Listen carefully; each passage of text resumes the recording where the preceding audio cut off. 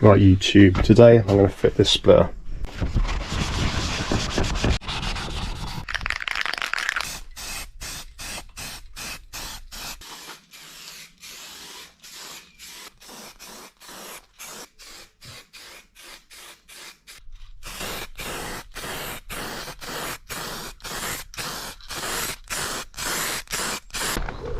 It's a trial fit.